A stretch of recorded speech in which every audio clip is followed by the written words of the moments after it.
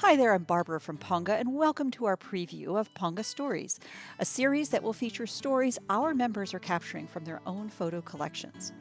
In this preview, we'll share some of the stories two of our members have shared with my colleague Cameron Crowe after a brief exploration of the software. Please enjoy these conversations with Ryan Stebbing and Robert Brown. Hello, this is Cameron Crowe with Ponga. I'm joined today by Ryan Stebbing, one of our early members, to talk a little bit about how he's using our product to tell stories about his family and share with us some of the ways that he's using the platform to effectively tell stories, enrich his capabilities with media and content, and share and collaborate on those stories with others, providing additional points of view and a more richer experience around the photos. So Ryan, why don't you tell us a little bit about your project and what you're trying to accomplish with the platform? I'm really big with living history now, because once a person has passed on, it is so hard to get that meaning back from that photo. And now that I've started using Ponga and understanding and learning how it works, what it can do, I've been so excited that I've called up several people already and talked to them, just jumping out of my chair. Because a lot of my friends are older. And with COVID, this seems even more important to me at this point. They could get sick and lose all the stories that I've wanted to record for years. Like I had said, I have searched for years. I found one piece or one component, one software that would allow me to store audio into a photo, but then I couldn't separate the two. And I don't want that. I just want somebody to click on it and say, oh, here's the audio. Just the way you're doing it. It's incredible. So yes, you're right. I love what you're offering. All the tools, they just make it simple, easy, and effective for me to share with everyone and organize myself. I actually feel a sense of accomplishment because I really do not like organizing. And so I spend a lot of time searching for software that will actually assist me, and sometimes it messes me up more. But this is the first time I have hunted you guys down to be able to use this software. I use the term hunted you down because I truly did, because this is so amazing that I wanted to be able to use it. So I'm going to share my Ponga. This is just a little bit about one of my grandfather's stuff, just a little bit of it. And anyone coming here to look at it wouldn't know anything. Why is there a greenhouse? Why is there a picture of a briefcase of all things? What's the story behind that? And that's where Ponga can help me to bring these alive. And every one of these has a great story. I love them. But when I click on the briefcase, I've actually got a large, screen around it so that when I click on it, it'll pull up and say, here are the items that are attached. Right now I've attached a photo, and it's a little green home that was actually inside this briefcase. I also gave a short blip here. I was able to just type in a comment and put it in and record some audio. That briefcase was sitting around for 40 years in a closet in storage. Just full of and artifacts. Was found. Totally. And it was before my grandfather had even passed away. The goofy thing is, we didn't sit down with him, open it up, and say, hey, what do you remember about these? And I can't tell you how annoyed I am with myself that we didn't. So right now, I'm going to be sharing with my uncle's, aunt's, father, the briefcase contents and have them comment on them through Ponga. And they're fantastic. Just amazing. Wow. Yes. This is the contents of that suitcase. You'll see a small book right here, and I've already put a link over it so that I can start adding more content.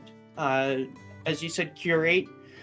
So I want to take these photos we have in the negatives, link them to this photo. So I'll literally put a URL right here that links back to Ponga in another library. Bring these alive. Why, is there a photo here? And every one of these has a great story. I love them. And this is my aunt. And this is a monkey. My grandfather is, well, actually, I have a recording here, but we can play the audio. It talks about my father is the one that actually shared it. 2 hours ago, it even says. Yeah, it's my dad's voice giving me this story. My father, Robert Lee Stebbing, was the manager of the Paramount Theater in Baltimore, Maryland, on Blair Road. In 1966, the new movie Planet of the Apes came out, and Dad wanted to promote the Planet of the Apes movie, so he rented this. They actually had this chimpanzee come in that was rented. Well, Ryan, this has been fantastic. Thanks a lot for your time today and sharing kind of the exciting ways that you're taking these photographs and curating them and memorializing your story and your family's unique history. This has been really fun for us to hear from you about how you're leveraging the service, and we're looking forward to staying connected with you as you go down the journey. Robert, thanks for joining us today. We appreciate you coming along as one of our members and sharing some of the exciting ways that you're using Ponga to unlock the stories and photos that you have to capture your family's unique history. So I wanted to talk with you a little bit today about how you're using the product. You have a very unique family history, and it's a very rich history that starts, unfortunately, with a little bit of early tragedy and also has quite a bit of international flavor and basically some very colorful stories, including the fact that you're one of the only people I've ever met that has 8 grandparents. So I thought that it might be interesting for you to talk a little bit about how the various capabilities of Ponga are enabling you to kind of curate and capture and tell the stories that you're then ultimately going to be able to share with your children, their children, family members, and friends. So far, I've just been going through photo by photo and letting my memories, doing some research, follow, but it's more. I'm a writer by trade, so I think of audience and narrator and that kind of interaction.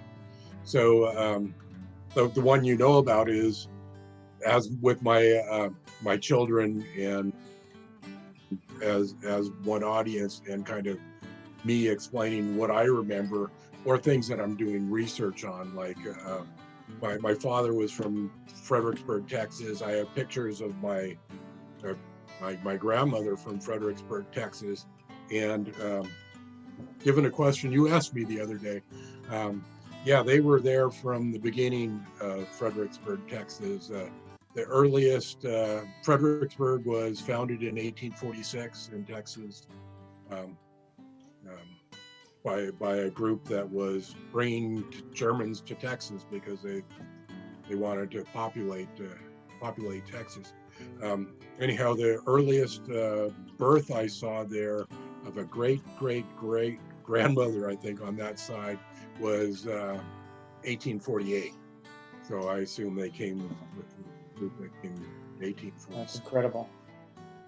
So as you were getting deeper into Ponga and learning more about the product, can you talk a little bit about how the functionality and the use cases that you might see for the application of this platform to what you're trying to accomplish with your own family history?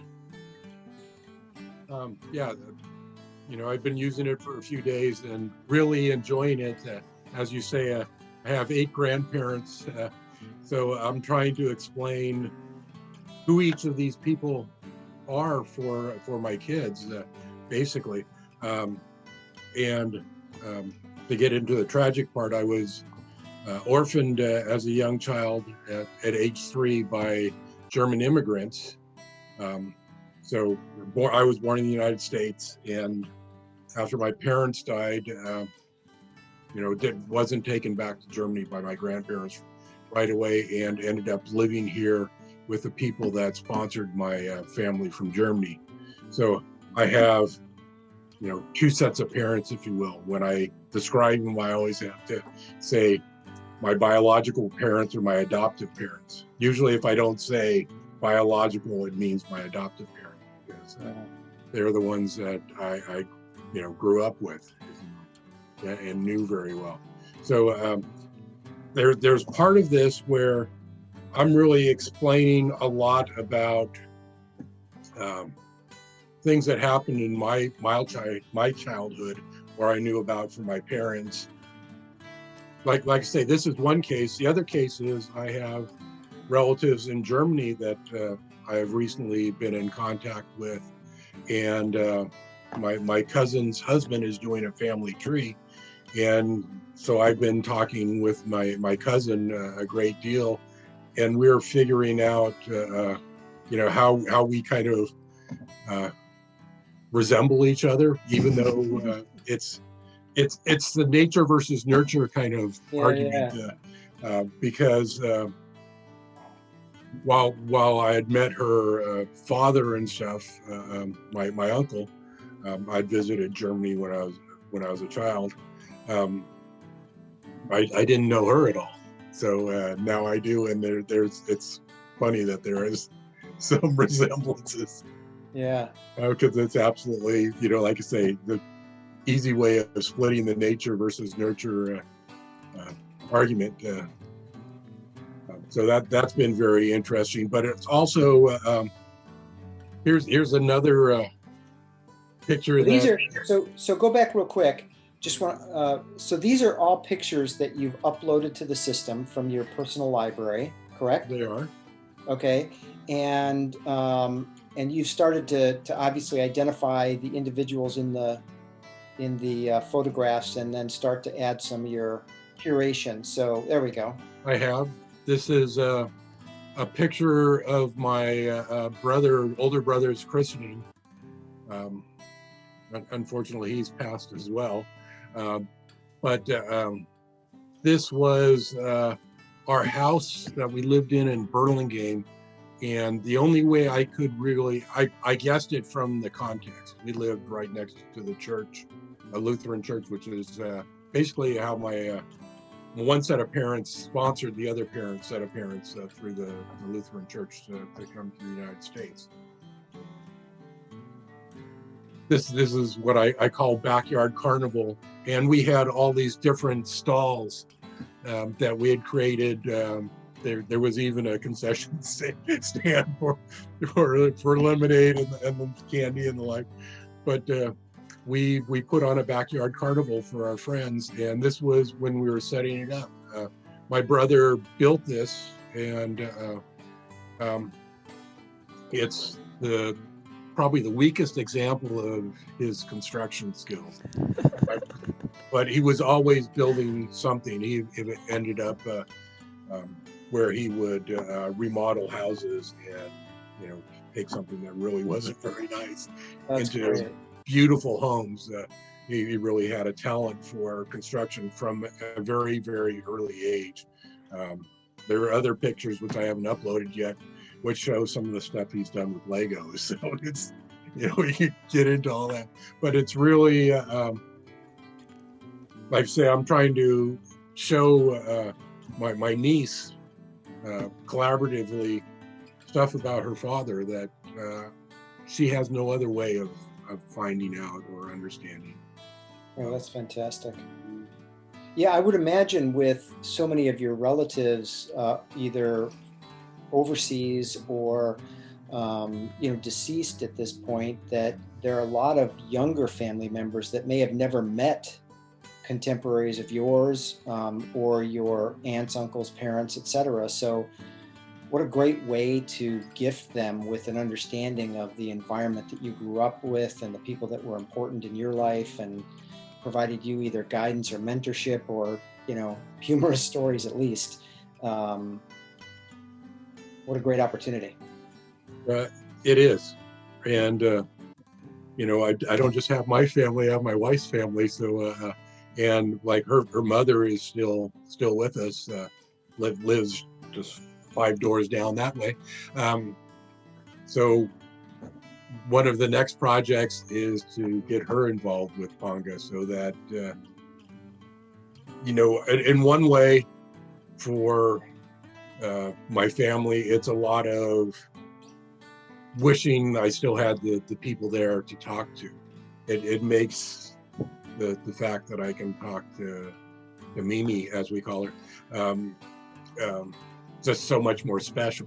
So, it's Ponga has really brought those things. I knew how special she was before Ponga, but it really highlights some of the ways that we can communicate with each other. These are just 2 of our Ponga stories and a preview of things to come. Ponga Stories will feature interesting anecdotes and stories from our members and include unique applications of Ponga to the one-of-a-kind histories that are being developed using the service.